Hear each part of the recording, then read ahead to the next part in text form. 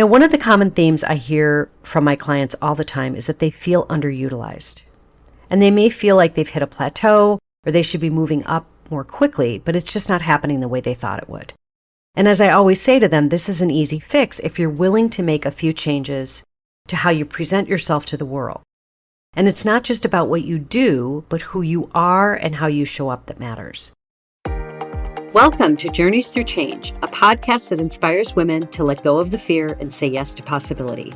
I'm your host, Noelle Van, an author, creator, and empowerment coach who spent years in corporate America helping innovators and leaders ride the waves of change with ease and grace. I now work with women to step into change and unleash the power they have to create a life they love. Whether you're contemplating a change in your career, relationship, health, lifestyle, or anything in between, nothing's off the table. I'll be offering up simple insights to help you manage the ups and downs of change and sharing interviews with successful women who took a leap of faith to create the life they knew they were meant to live, sharing their wisdom, advice, and all the juicy lessons they learned along the way. So get cozy in your favorite comfy chair and let's get started. As we all know, most of us spend upwards of 80%, if not more, of our week working. Whether it's full-time in corporate, community, or the private sector, or owning your own business, you cannot underestimate the amount of energy you put into your livelihood. So I wanted to talk today about a few strategic moves you can make to re-energize the work that you do and how you show up to contribute. Now, first I want to touch upon being what I call a restless leader. Now, some of you may be thinking, well, Noelle, I'm not necessarily in a leadership role, but to which I would say we are all leaders in our own life. So if you're participating in service of others in any capacity, you definitely fall into this category. Now, one of the common themes I hear from my clients all the time is that they feel underutilized. And they may feel like they've hit a plateau or they should be moving up more quickly, but it's just not happening the way they thought it would. And as I always say to them, this is an easy fix if you're willing to make a few changes to how you present yourself to the world. And it's not just about what you do, but who you are and how you show up that matters. So I want to dive in and share a few insights and inspiration to help those of you feeling the lackluster of your day-to-day to regain momentum and carve out a more fulfilling path that not only energizes you to get up in the morning, but drives you to continue to create and contribute at a high level. Now, here are a few areas of focus, and I'd love to hear if any of these resonate with you. The first is reclaiming your influence. Now, this touches upon how to position yourself as a thought leader and gain the recognition you deserve. Now, once again, you may not feel as though this applies to you, but when you think of a thought leader, think of being highly engaged as a contributor when it comes to delivery and quality. How are you showing up? And are you there to find the solution and work to collaborate to get there? Now, the next is the power of personal branding. Now, I've never been in love with the phrase personal brand, but I've had a hard time thinking of a better way of articulating it.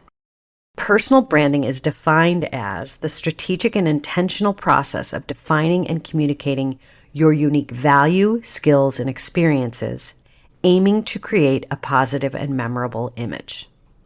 So how do you best articulate to others who you are and what you have to contribute? The answer is you start living it. In your words, actions, and contributions, embrace your value and speak your truth. This is something that is so overlooked, especially in the corporate world where we tend to blend in and let the cultural norms take control over what we say and how we act. And I'm here to tell you that fitting in is no longer in. In fact, the more you show your brilliant color and the unique contributions you're here to make, the more opportunities will come your way. There's a whole other aspect to this when it comes to showing up and representing your brand from a marketing and networking perspective, but this is definitely step one. Now, the next is going from invisible to invaluable. Now, this is one where I like to offer some strategies to boost visibility and impact within your organization or your industry. And first off, to say visibility comes from strategic actions like networking, sharing insights, and taking initiative. So here are a few tips on increasing that.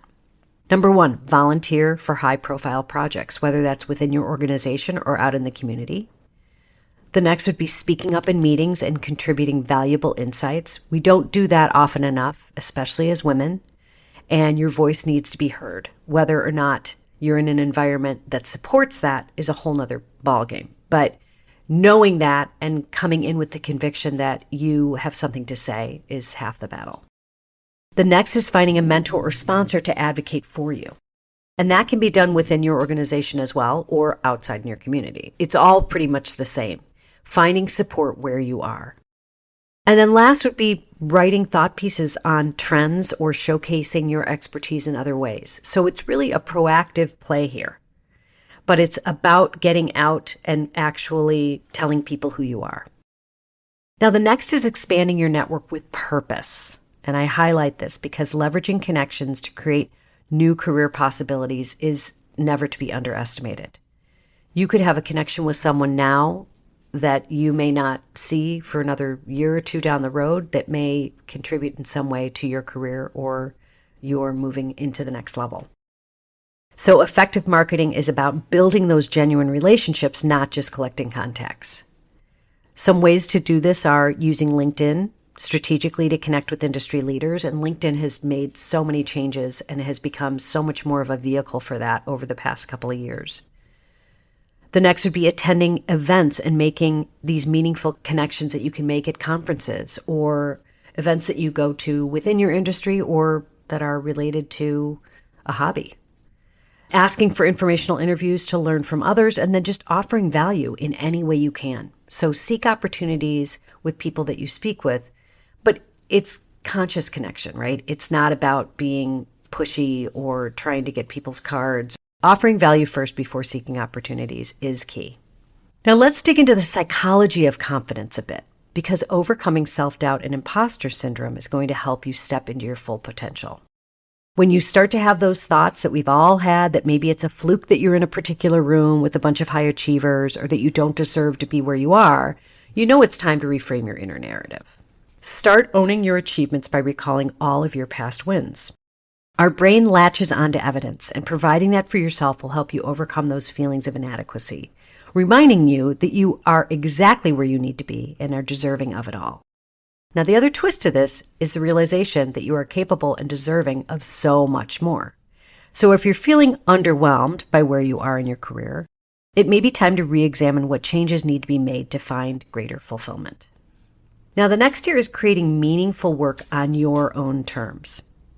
Designing a career that aligns with your values, strengths, and ambitions can be difficult if you're so busy doing that you neglect to really understand what makes you tick. And in this case, it may be time to ask yourself a few questions. Number 1, what impact do you want to make?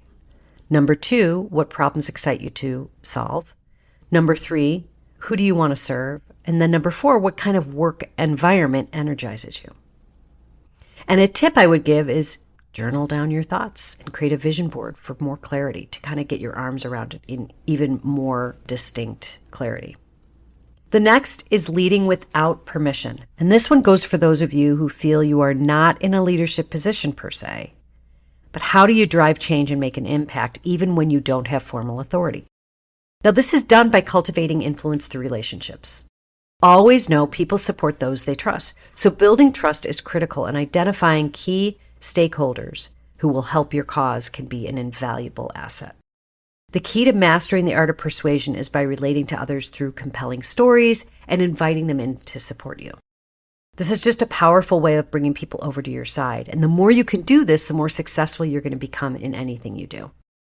Now, the last is the art of self-promotion without feeling sleazy. Mastering the balance between humility and visibility. Now, this one can feel trickier than it actually is, and we all like to think that we're not braggers, and some of us may even feel uncomfortable when attention is given to us. But the one thing I've learned, especially in owning my own business, is at the end of the day, and this may sound counterintuitive, but self-promotion in reality is not about you. Let me explain. It's about showcasing how you contribute to the greater good and share your gifts to make the world a better place. When you start looking at all of this through the lens of service, the entire game changes. So I encourage you to go out there with these few concepts in mind, and you'll begin to see some positive changes in how you feel about your work, and most importantly, how you feel about yourself, and all the goodness that you have yet to bring out into the world. That's it for now. Until next time. Thanks for listening to the Journeys Through Change podcast. You can find us on Spotify, Apple Podcasts, or really wherever you get your podcasts. And be sure to follow us and leave a review if you've enjoyed this episode. And share it with a friend or on social media to spread the good word, so more women like you can find us and join in on the fun. For more information on the podcast or Day by Day book, go to livedaybyday.com.